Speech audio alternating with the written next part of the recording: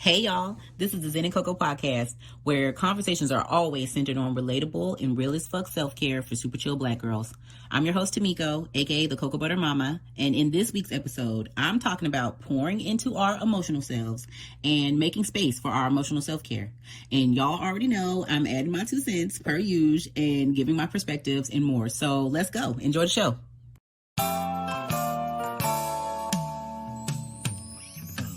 You are now tuned in to Zen and Coco, the podcast centering radically unapologetic self-care for super chill black girls.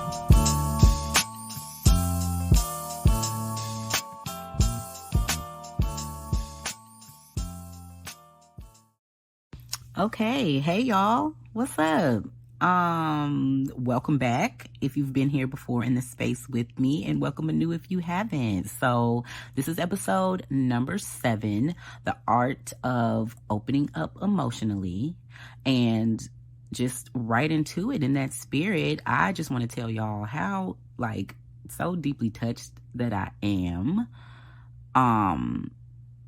that you're spending time here with me today, just simply because you're showing up. I really appreciate it. And also, because you're showing up, continue on with the greatness and subscribe to the podcast, please. Share, all those things. Check out the other episodes, especially in this series that I'm doing, the little mini series that I'm doing here. Everything is streaming on Apple, Spotify, YouTube, and more. All the links and things can be found on the zenandcoco.com website. And yeah, so enough about that. This is part 3 of my 6-part breakdown on my favorite areas of self-care. So again, like I said, of course, we're covering the emotional situation today. We've already went over daily essentials and physical self-care in the last 2 episodes. And of course, I just want to remind everybody that, the goal in each of these breakdowns is to explore and to discover and to unpack ways that we can improve in each of these areas, because it's vital to our self-care, y'all. Y'all know what's up. So let's get to it, y'all. So I'm aging myself per whatever, y'all know what it is, right? So I just could not even stop giggling when I was trying to figure out what to call this podcast, because I started singing I'm Emotional or So Emotional. I don't even know the name of the song by Carl Thomas. Y'all know, I just thought that was so funny, and I really wanted that to be a title, but that was corny, and okay, I changed it. So anyway, so that's silly. So anyway, y'all, so in the emotional space, addressing it for me, oh my goodness, man, the last 5 years of my life have been a steady lesson in investing in my emotional self-care. It's been vital for me, and it's been such a transformative journey. And just to kind of get a little deeper, I've experienced loss in so many ways over this time span. Okay, woo. All right, that covers relationships, the death of a romantic relationship, friendships, professional relationships. I've lost 2 homes, personal belongings and actual literal material things. I've also experienced major loss in my family, transitioned family members. And I've also opened up about my pregnancy losses. And so all of these things have been so, heartbreaking and sad and just, emotionally traumatizing and taxing and all of the things that you can think about, right? But the flip side is that in this time span, I've had some of my greatest joys and experienced growth in gaining. So, not everything emotional is not always horrible and dire, I've found new love and am recently married. So I have a husband now. I weathered the storm of loss and am a mother now. And I'm so in love with my daughter. The addition of new life is always a joy and a blessing. And I can say that in my family, we have had new babies, and that's amazing. And also with family in mind, shout out to the wonderful absorption of blended family and extended family and family that you create and choose. New friendships, you know. I've renewed my passion and purpose. All of these things are wonderful, wonderful feelings in my emotional space. And in the time, I feel like I've learned so much about myself, mainly how to fully embrace this like full, complete range of emotions that, it's very easy to sometimes not really tune into, and to not only embrace this full range of emotions, but really honor myself in every phase, in every part of my emotional range, like being okay with the space that I'm in with it, right? So let's move ahead. All right, let's move ahead.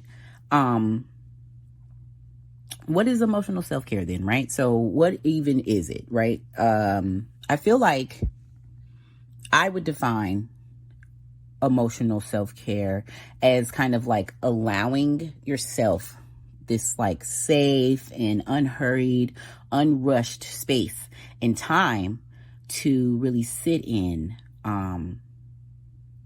your emotions, to give yourself, space to recognize, to confront, to deal with, to sort out, to process these things, right? To process your emotions in your emotional state.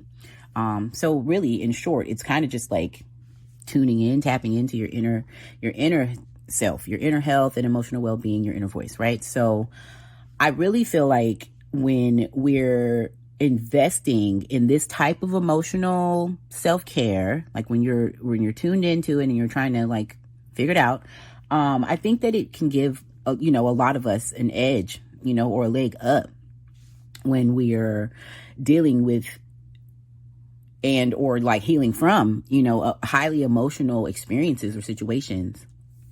And I really think that there's something to be said about like the damage really comes from continuously like acting against this need to connect to yourself and process, your feelings, right? Because I think that it is normal to, sometimes you're in survival mode, sometimes you're in situations and places or, whatever life is throwing at you. It's not always time to like sit down and have a powwow about your feelings. It's not always, a safe space or the proper place or whatever it is. So, within the parameters of normalcy and budgeting your time right, you want to be, being mindful about not always, processing your emotions immediately. That's probably not, likely, right? So, we're trying to think about operating within the realms of normalcy and reality too, right? So, but the damage really comes from continuously acting against this need. Like I said, right? Like you have to create the space at some point. Because when we get to suppressing and denying and ignoring our feelings, again, whether they're good or bad. So I'm not just speaking to negative, but especially negative ones, it can turn into feelings of fatigue or apathy, denial, depression, guilt, frustration. You can name it. You name it.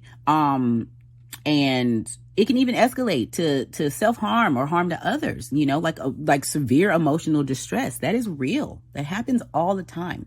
It happens all of the time. It is common. And so this is a real thing, So I also think that another part of emotional self-care, and it really kind of, again, turning away from that topical self-care and the consumer-driven self-care, right? All of the fun stuff, the pedicures and the massages and things, right? Emotional self-care is like self-work because it requires us to call yourself out, and that's not easy, calling yourself out to really ask yourself how you truly feel is not an easy task. And I think that when you're trying to attempt it and when you can start feeling more confident in managing it, it's a bold act of self-care to face and identify and nurture, and or acknowledge your feelings. And again, your feelings, your inner voice, your intellect, right? Basically, I think that when you do this kind of work, it allows the space for growth, and it allows for like a fuller life cup to pour from, like people talk about that a lot, like you can't pour from an empty cup, and you shouldn't be pouring from one that's on its way to being empty, right? It's like when you're working on yourself, it naturally works on you outwardly extending the same graces, because you unlock it in yourself, right? So it's kind of just like emotionally well and stable people tend to be the better allies and support systems for others, because it's like they're more than likely doing this work. So it allows them to open up and have the capacity to help, guide and help others when they are in need. These are like wonderful tenets and foundations of relationships that you're building also too, is, my secondary thought there. So, okay, let's not dally, right? Like, so what are ways that we can be working on our emotional wellness then, right? So I just feel like let's start with external aid, because this is really important. A lot of us are tuning in and tapping back into using our tools, and things like stress management, courses or classes, therapy in all of the various forms that can come in, and any instructor-led mindfulness practices are wonderful places to start, okay? Because, again, these things are like active resources that generally are accessible to most of us. But these options aren't always practical though, okay? So depending on where we're at with our emotional needs and or our access to resources, these things may not be so easily sourced, depending on your circumstances or where you live and what's going on. So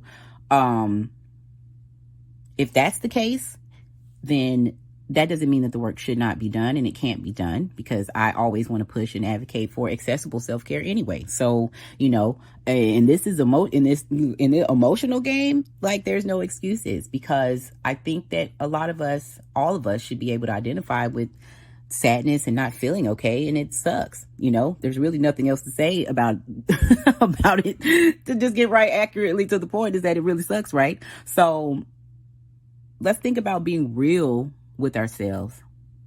Okay? Be real with yourself in the moment right here. Because do you speak to yourself with love and intention? Like when you talk to yourself, when you're listening in your head to you talking about what you got to do, your tasks, your goals, whatever it is, are you watering yourself? Like, what does your inner voice sound like to you? Or do you even listen to her? Do you even hear her? Are you like all the way suppressing it? Like, what's going on? Like, start there. Okay?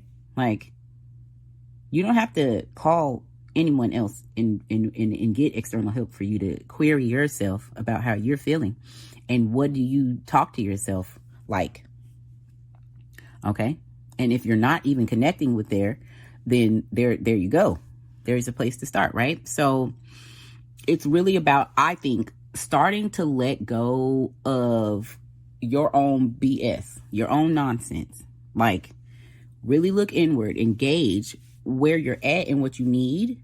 And, start with asking yourself tough questions that maybe you've been avoiding because you knew you didn't want to sit in the space with it. And so I just feel like we have to learn, like as Black women and, formerly little Black girls, that it's okay to like let go of so many, like we hold a lot of stuff. We hold a lot of things and we think that we should not complain or let it out.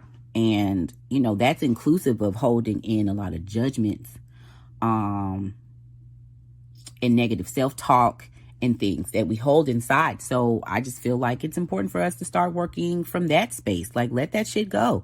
It's poisonous and it's toxic. And if you can't talk well to yourself, you're certainly not doing it and extending that courtesy to others. And if you are, you're pretending, if you are pretending, it's probably very clear too. So it's not even showing up as genuine. Okay. So I really think it speaks to like inner peace. Okay, too. Inner peace begins there.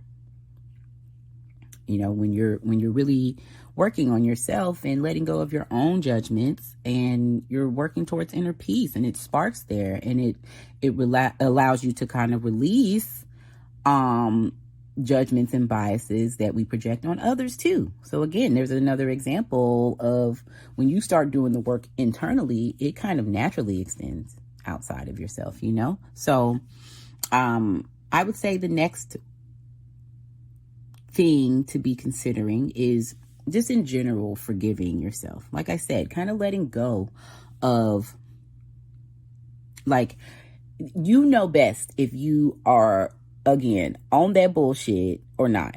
All right, let's not kid ourselves. Let's not play. I like to talk really frank. Okay, so like if you really want to invite change, let's say it like this. If you really want to invite change into your life and tap in emotionally and change or start to turn into another direction, you got to be able to examine your faults too. You have to be able to know that you are not always making the sound or right or best decision. And that is largely emotionally based for a lot of us, right? So let me tell y'all, I have handled so many situations horribly emotionally. Oh my goodness. And y'all, I'm an Aquarius, so we be getting judged about not really be out here expressing ourselves. And I have sat in the shoulda, coulda, woulda rut for such a long time about so many situations. And I've had some too long, but I've had to come to the realization that that's not the way, I've had to make peace with myself for fumbling the bag in some way, and honor that space, because dang, yo, okay, fumbled, not good. What's that emoji with the like teeth, like, like, okay, right? It's real. But also you got to move ahead. Okay. You got to move ahead from that.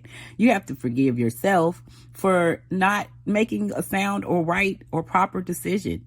But you have to move ahead with the perspective, okay, with the knowledge gained and the determination to not act in the same way, right? So I just feel like when you're saying that to yourself, it's kind of like a challenge, if you will, to know that if you're confronted with the same type of situation or similar, that you can act in a more according manner to where you're at. You've done the work, so now you can move accordingly. So, okay, what else? Let's see. So I also think that affirmations. I feel like affirmations are easy in air quotes, in the sense of like that they don't require you anything but doing the work, right? Like seeding your life with positive words, that literally can't ever be a bad thing. Okay. And I just feel like I like even saying it like that, like seeding your life with positive words and intentions and affirmation. That sounds good to me. That makes me want to do that. I feel like that's where belief and faith and hope and drive and determination, and I think all of those feelings are activated when affirmations are, a part of your life in your daily world. And maybe it's crazy to try to tack on daily tasks every time somebody mentions self-care, because that can really become overwhelming too, right? So maybe you have like a weekly affirmation that you throw out, whatever, chant it to yourself, sing it, write it down, whatever you need to do, right? And set it at the pace that you need to hear it at, right? So look, no pressure is what I'm saying there. But anyway, look, but working to express more gratitude and appreciation towards your own self, again, also unlocks like the ease of that practice with others around you, like working on the dark stuff can really make you like better appreciate the amazing stuff. And that just kind of goes back to like when I was just highlighting, like I've had these really low lows, but I've also had these really high highs. And I feel like emotional self-care and working in that emotional space frees you of the like continued cycle of trauma that the lows can give you, but it also opens you up to really being able to just greatly and honestly and openly appreciate when things are just sweet too, you know. It creates space for both things to be happening. So yeah, I don't even want to make this a super long one, so let me move ahead, because I actually want to share that I found this wonderful infographic from carlysweet.com called Your Guide to Emotional Self-Care. And it's like this cute little pic. It has 5 handy little tips. And the tips are: learn to say no, breathe deeply, watch your sorry, create boundaries, and feel your emotions. And I really vibed with that. I really loved it, actually. I really loved that summary because, first of all, they're all affirmations. I feel like each of those things stand alone as affirmation. So start there. If you were like, I don't know what affirmation I want to use, girl, start there. Start there, girl. I just listed them out. Write them on sticky notes. Like I said, write them on sticky notes in your journal. Set your daily cell phone alarms with the words. Like it's like I said, it's easy. Don't let it be complicated. Self-care doesn't have to be complicated and crazy and intense and stressful, right? The point is to not be doing that. Because we want to get to the work, right? So just unpack some of those real quick. Learning to say no. Saying no is your right. It is my right. It is our right. Again, as women, as Black women, saying no is something I think that we can do better at. I think that we can be more affirmed in that space, and I think we should practice it. So know that saying no is your right, and you create space for you when you learn to say no to others. Like, simply saying no allows you to like now use that space for yourself. And I feel like, girls, stand up in it. Be selfish. Self-care. That's right. Let's go. Right? So breathing deeply. Okay? So when you are frustrated or upset, when I am frustrated or upset, that is so hard. It's those emotions are so, goodness, it's hard to navigate it, right? They aren't easy. And I think that remembering to breathe in these high stress and high intensity moments, it does something wonderful. Taking some deep cleansing breaths just allows for a little bit of room, a little bit of light, a little bit of space to offer some control and some calm. And I really feel like that's really an important skill to just kind of work on, especially in like argument and intense situations.